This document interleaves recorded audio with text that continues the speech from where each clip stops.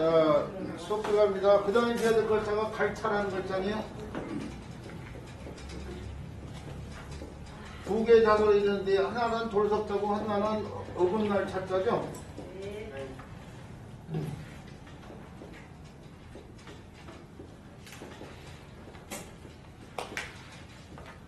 저한테 불숫자 공부를 하신 분도 계시고 안 하신 분도 계시고 하는데 안 하신 분을 위해서 돌석자 설명을 드리는데요. 이게 돌숫자가 불숫자인데 이 돌석자는 이게 언덕 밑에요. 돌덩어리를 갖다가 피워놨다고 설명하시는 사람들이 굉장히 많거든요. 근데 한자에서 언덕을 뜻하는 글자는 언덕한이라는 글자가 있어요. 부숫자로 써요. 이게 언덕 한자인데 그래서 이 글자가 달라붙어가지고 이렇게 쓰이면은 방패 한자가 안으로 바뀌면서 이게 언덕 한자가 되고 후대에 오면서 뜻으면서 분명히 여기서 몇산자를 문다 붙여서 오늘날 이렇게 쓰고 있죠. 이게 실제로 이제 오늘날 이렇게 쓰고 있는데 다 파생된 거. 그 다음에 이렇게 해가지고 이렇게 써도 규가 의미 역하는 글자에 사실은 의미 변화가 많아가지고 여기까지 왔는데 이게 언덕의 자예요. 근데 이것도 몇산자를 붙여서 오늘날 이렇게 쓰고 있죠. 해안단에 뭐 할 때 쓰인 글자죠. 마애불 뭐 언덕에 돌을 갈아가지고 불상을 만들었다 이거죠. 또는 이렇게 해가지고 챔천자로 써도 이게 언덕 천이 원으로 바뀌어요. 언덕 원자죠 이게. 근데 이것은 일부가 이건 추가가 됐는데 이건 생략이 돼가지고 오늘날 이렇게 쓰고 있죠. 이렇게. 고원, 초원을 뜻인 거죠. 전부 다 뜻이 전부 다 언덕이에요. 전부 다 뜻이 언덕인데 전부 다 공통으로 들어가는 게 바로 이 글자 아니에요? 언덕 한자? 이게 언덕 밑에 소리 나면 그러면 그 글자에다가 돌석자를 붙였는데 오늘날 돌석자 이렇게 써요? 아니잖아요 지금. 이렇게 쓰고 있잖아요. 이렇게 쓰고 있잖아요. 이렇게 안 쓰고 이렇게 쓰고 있잖아요. 이것도 지금 다르잖아요. 지금 여기에 들어가는 글자 이게 첫째과 두 번째 얘기 전부 다 맞물리고 있는 상황인데 돌석자는 안 맞물리잖아요 지금. 이 뭔가 이상한 거예요 지금. 언덕이 원래 언덕을 뜻하는 글자가 아니 그건 아닌데 이 언덕 밑에 돌이 아닌데 이 글자 고문자를 보면은 이렇게 표현이 됐어요. 이렇게 표현이 되어 있거든요. 각골문에. 그런데 각골문에 이렇게만 표현이 되는 게 아니고 이렇게만도 표현이 됐어요. 이렇게 표현이 됐어요. 이렇게. 그러다 이렇게 표현이 되고 그것이 오늘날 글자까지 온 거인데 애초에 이렇게만 표현했어요. 이게 돌을 표현한 글자예요. 돌. 그것이 오늘날 요 형태가 오늘날 이렇게 됐다면 이게 언덕이 아니고 돌인 거야 지금. 이게 돌을 뜻하는 글자잖아요 지금. 이것도 뭐예요? 거기서 변화된 이것도 뭐예요? 돌일 수밖에 없죠. 돌. 이건 뭐이냐? 한자가 청동기 시대하고 개를 같이 하고 있잖아요. 청동기 이게 각골문인데 각골문이 은나라 시대 때 나온 거죠. 은나라가 삼나라하고 같은데 삼나라가 중국에서 삼나라가 청동기 시대가 막 시작된 때란 말이에요. 청동기 시대 청동기는 그런데 뭘 만들었냐면은 무기나 또는 의식에 사용되는 제기 같은 걸 만들 사용인데 무기나 제기를 사용할 수 있는 사람은 지배층인데 지배층들. 일본 백성들은 뭐예요? 내냐 청동기 시대 이전 시대가 구석기 신석기 시대인데 돌과 관련된 석기를 이용했다는 걸 알 수 있어요. 그 석기로 된 돌이죠 이게요. 이게 뾰족한 날카로운 돌도끼 같은 형태예요. 이게 지금 그냥 이 돌을 나타내기 위해서 길거리에 그냥 흔히 굴러가는 돌이 아닌 뭔가 특별한 돌인데 도구로 사용한 돌이에요. 이게 도구로 사용된 돌. 문자가 그런 뜻이 숨어 있어요. 그런데 이렇게만 돌로 이렇게만 나타낸 게 부족하니까 다시 돌로 판 구덩이 돌로 만든 물건 또는 돌 자체를 갖다 하나 더 추가했다고 이렇게 봐야 돼. 이건 이견 아직도 분분한데 뭐 전혀 또 다른 돌덩어리 하나를 펴냈다고 그렇게 여기기도 하지만요. 그래서 그걸 증명시킨 게 있는데 이것은 언덕이 아니고 돌이요 돌. 분명히 각골문에 이렇게만 해가지고 돌을 갖다 표현했단 말이에요. 근데 탁도 없이 진짜 언덕 밑에 돌덩어리가 있는 거라고 설명을 해.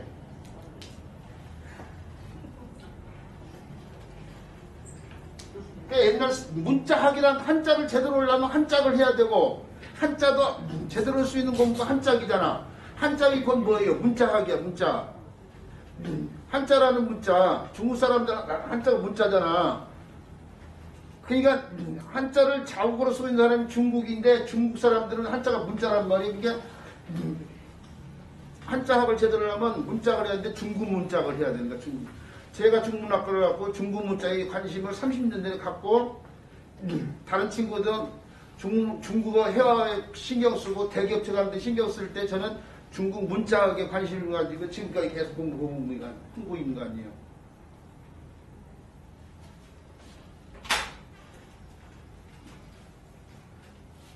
그래서 저는 30년 전부터 각본문 같은 걸 들어서 문자를 설명하고 있어요. 그냥 오늘날 글자만 놓고 설명한 것이 아니고.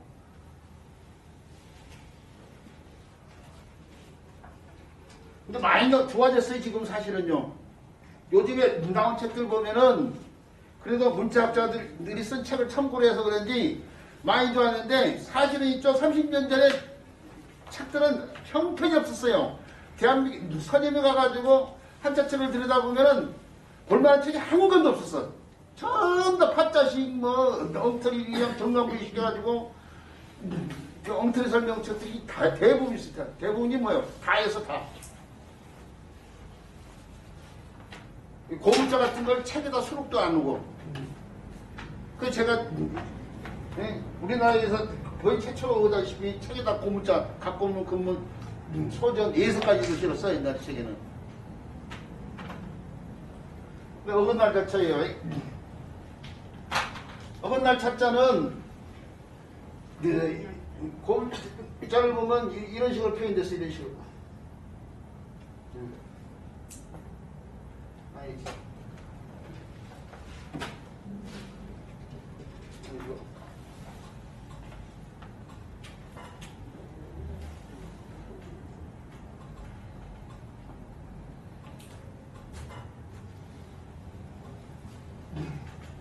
이게 왼자자예요. 왼자자.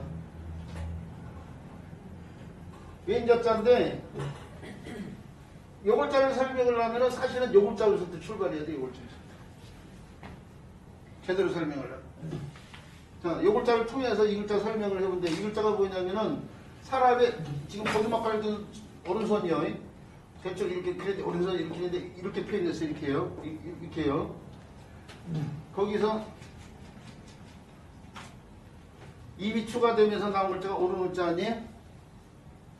그 왼손은 그러면 이렇게 되는데 왼손은 이렇게 표현이 되는데 그건 이렇게 표현이 되고 고역을 그것만 다 가지고는 이렇게 표현됐어요. 이렇게. 쌍날처럼 이렇게 표현되는 거죠.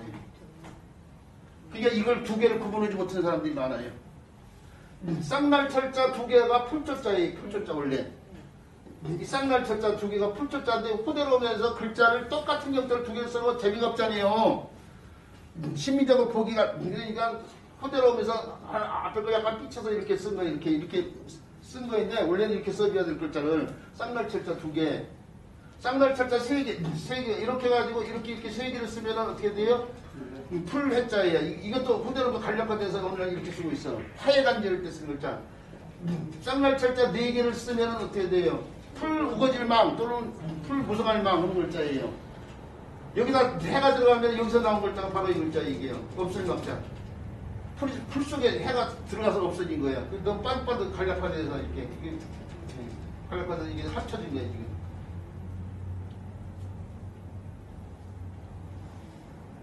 그런데 사전조차도 있죠. 사전조차도 이것과 이것을 구분하지 않고 있어. 이게 초목이 싹 이렇게 움켜나는 사이에 이게 싹이 땅에서 있을 때 이게 본잎이 있고 이게 본잎이고 이게 떡잎이에요. 떡잎. 본잎과 떡잎을 갖다가 이렇게 표현하는 것이 그걸 정리화시켜서 이렇게 표현하는 것이 이게 쌍날철자예요. 이게 지금 쌍날철자. 그리고 이건 손가락 5개를 3개로 이렇게 표현하고 손목을 이렇게 휘게 이렇게 표현했는데 그걸 정리화시킨 것이 이것이 왼손자죠. 왼손자자. 근데 조금 전에 얘기를 하다 말았는데 사전에서도 이렇게 써놓고 쌍날철 이렇게 써놓고 왼손자 거꾸로 이게 한 부서에서 근데 사전에조차도 우리나라에서 유명한 출판사에서 나온 사전에조차도 이걸 두 개를 구분하지 않고 쓰고 있어. 잘못 거꾸로 쓰거나 막 이렇게. 그러니 한자를 깊이 있게 공부 아는 사람은 보고 어떻게 돼요? 이렇게 써놓고 나서 저 쌍날천 해놓았으니까 이거 쌍날천인가 보다 하지. 누가 가르쳐준 사람도 없고. 이거 정확히 알면 제가 쓴 부수자책 보면 아는데 제 부수자책 뭐 이제 참고 온 사람만 참고 뭐 누가 보나요?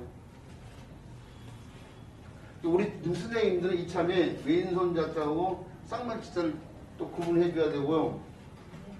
이 쌍날치자 일단 설명을 드렸는데 이 쌍날치자 지우고요. 이 왼손 자자가 또 지금 더 설명해야 되는데 그 왼손 자자는 도구가 달라붙었어요. 그러면 거기서 나온 글자는 아까 하면서 손만 나타내서 이루어진 글자는 또자인데 이 글자가 달라붙으니까 이게 또자가 이렇게 바뀌었잖아요. 여기 손의 형태가 이것도 지금 설명할 거만 주제에다가 설명하고 있는데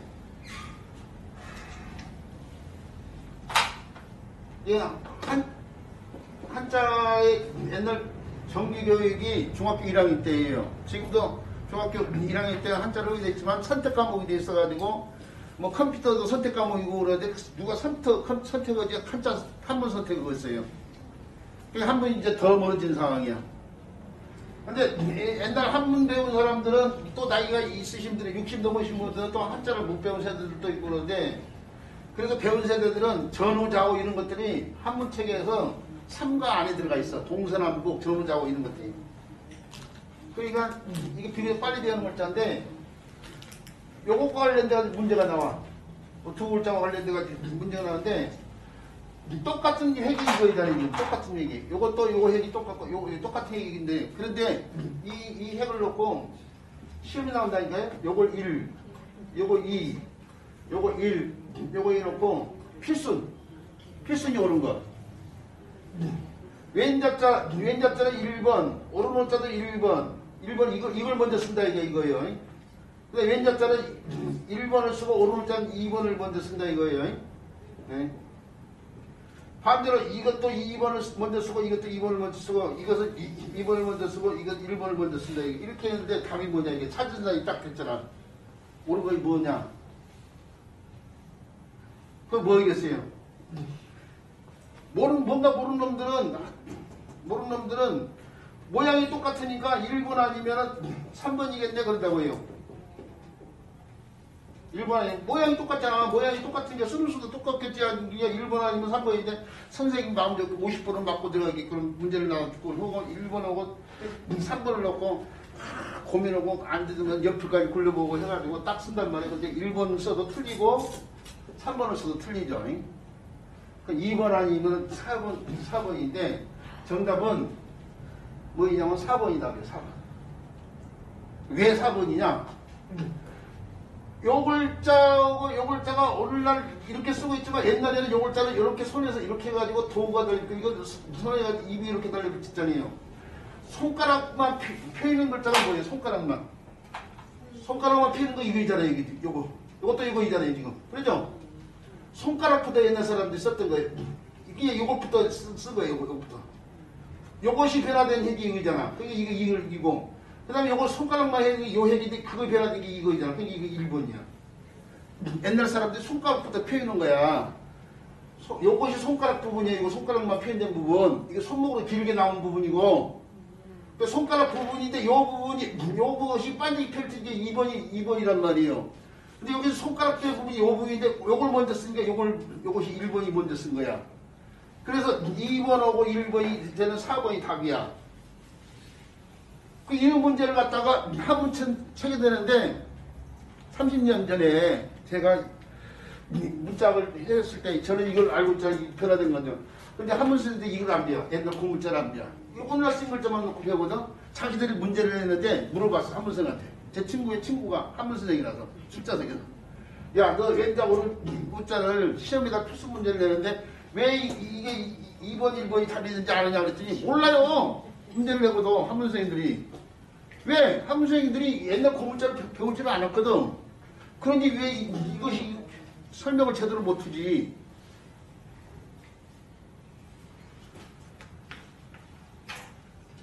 자, 2차만 이거 설명드린 거예요. 왼자자는 2번을 먼저 쓰고, 그 다음에, 아니, 행의 형태를 먼저 쓰고요. 그 다음에 아래에서 내리는 걸 쓰고, 이렇게 쓰고, 오른자는 위에서 내리는 변동형을 먼저 쓰고, 이렇게 써야 된다 이거죠. 요거 먼저. 필수이 서로 달라요, 모양 같은 거. 어쨌든 간에,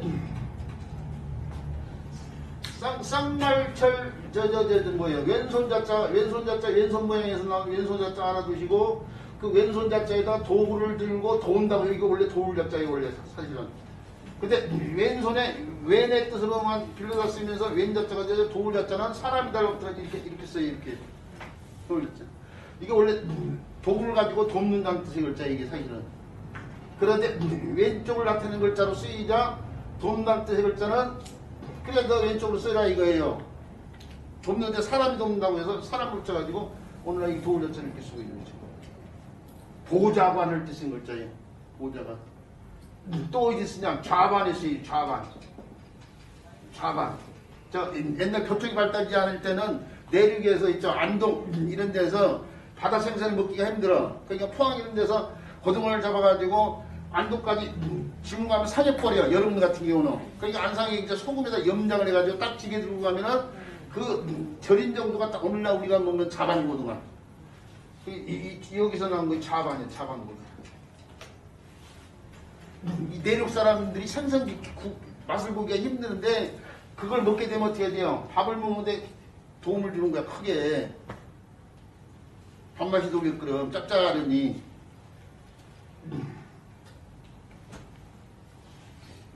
자, 그래서 도울자자요. 보좌관 좌반, 오늘날의 좌반의 우말인 좌반.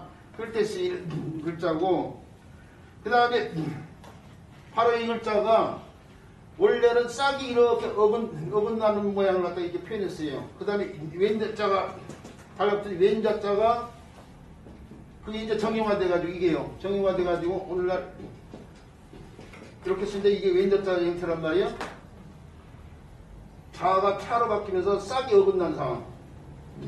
이게 싹이 어긋난 상황인데 이 어긋난다는 말이 무슨 말이냐면은 방향이 달라지는 상황을 말하는 거예요. 방향이 서로 달라지는 건데 초목의 싹이 이렇게 이게 초목의 싹이 이렇게 나 있고 이것도 한쪽으로 싹이 이렇게 나 있고 이게 뿌리 부분을 표현했는데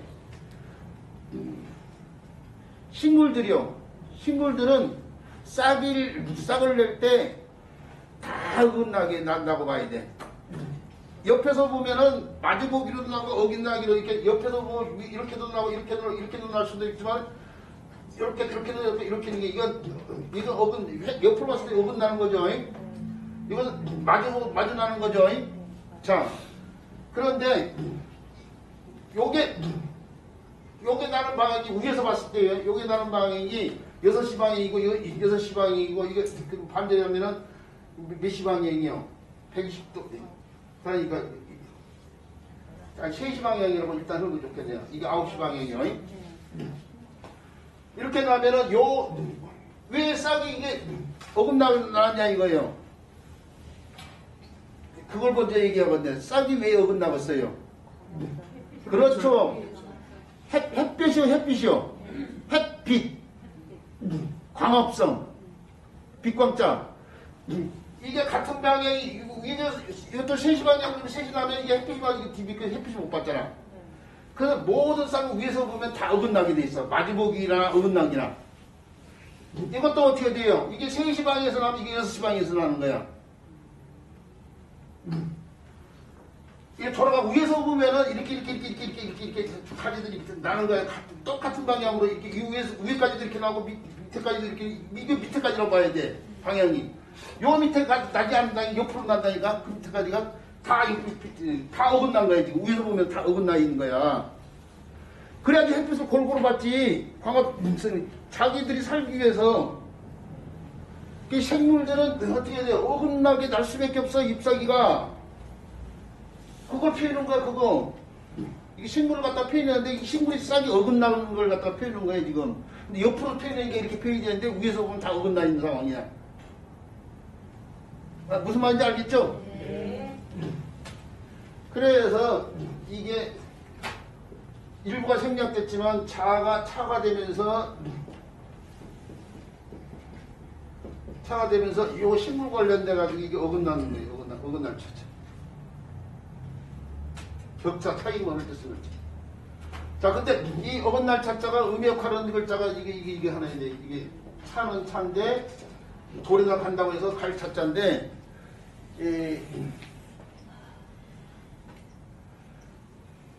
뼈나 뿔 같은 걸 가는 거예요, 이게요. 가는 것도 이 종류가 있어. 뼈나 뿔 같은 걸 가는 걸 말하고 또는 옥이나 보석이 된 돌덩어리, 돌 같은 걸 가는 것은 또 다른 갈맞자예요, 갈맞자.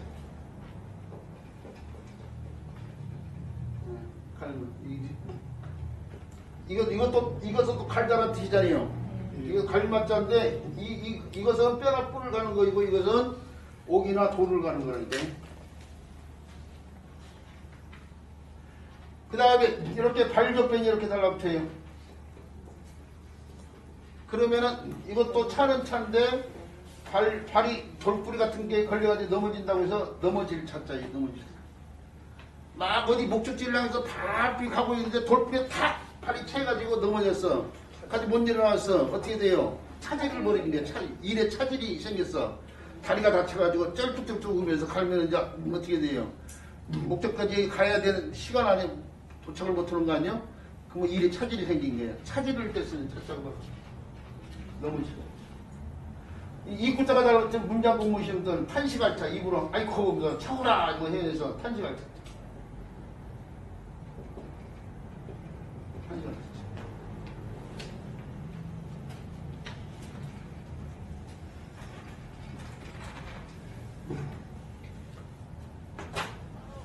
그 다음에 이렇게 해가지고 이렇게 쓰면은 이걸 이제 해야 될 이유가 있어. 이게 단독차 쓰여지는 글자가 아니야. 근데 이 글자를 알아야만이 나중에 뭐 골수소자 이런 글자들이야. 네. 골수소자 이런 글자 설명을 할 수 있거든요. 거기에 이게 달라붙었잖아요. 이게 지금. 이거 관련 있어 참. 그거 관련 이게 무너질 탁자예요. 무너질. 차가 타로 바뀌었어요. 그러면서 언덕이 무너진 거예요. 언덕이. 왼 잡자가 타까지 왔어요. 그러면서 언덕이 달라붙어가지고 이거 언덕 붙자 아니에요? 언덕이 무너진 거예요. 자, 언덕이 무너졌는데 언덕에다가 다시 육다로 이렇게 달라붙어. 요 글자는 쓰여지는 글자야. 뭐예요? 수나라 숫자. 근데 이게 원래 수나라 숫자가 아니야. 타가 이게 무너질 타자가 있잖아요. 타가 음역하는데 육다로 달라붙어서 고기 육자가 변화된 육다를. 제사 나머지 고기 나머지 타자예요. 제사 고기. 이거 까먹었다. 제사 나머지 고기 타자인지 제사 고기 나머지 타자인지 잘 많이 오랫동안 안 하다가 갑자기니까 제사 고기 나머지 타자. 제사 고기 나머지 타자예요. 그런데 이게 나라 이름으로 쓰인다니까요. 나라 이름 숫자 수나라 숫자. 왜 수나라 숫자가 되는지 좀 이따 미뤄서 설명할 거예요. 자, 근데 이 제사고기 나머지 타자예요. 제사고기 나머지 타자에다가 다시 착받침 달라붙어.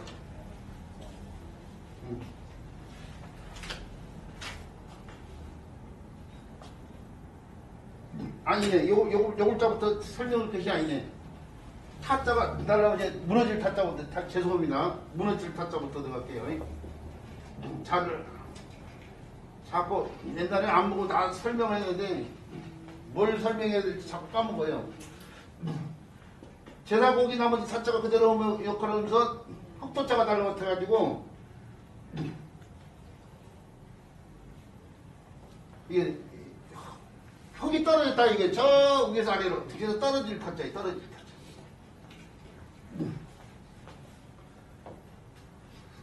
벽에 뭐 있는 옛날 흙벽 같은 데서 흙이 떨어지거나 뭐 그런 걸 생각하시면 돼요. 또는 언덕에 흙이 무너져서 떨어진다는 거. 이 타락하다 할 때 쓴 글자야. 타락했다. 그 사람 타락했다 할 때 쓰면 나쁜 지경으로 떨어진 거죠. 그 다음에 나무 먹다가 이렇게 달라붙어요.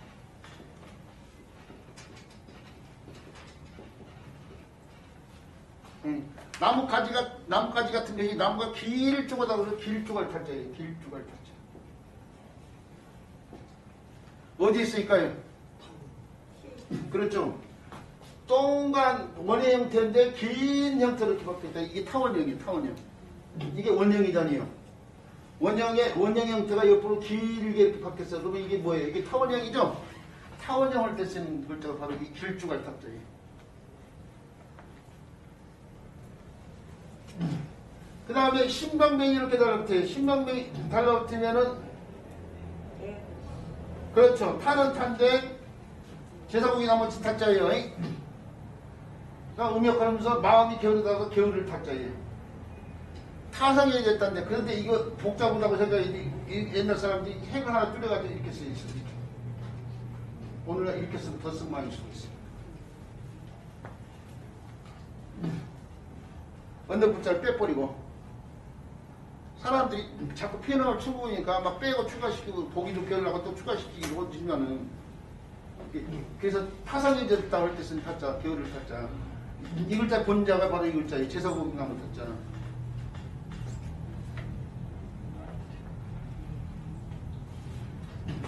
그 다음에 다른 숫자예요. 아까 전에 얘기한 것처럼. 제사고기 나무 타자가 책받침이 이렇게 되는데 타, 사, 수로 들어왔어요. 수. 길을 따라서 움직이는 상황이 그래서 수행원을 때 쓰는 글자에 따를 숫자. 자, 그런데 이것은 호재로 오면서 사람들이 책받침 대신에 책받침을 요 가운데로 좀 해가지고 이렇게 더 많이 쓰고 있어요.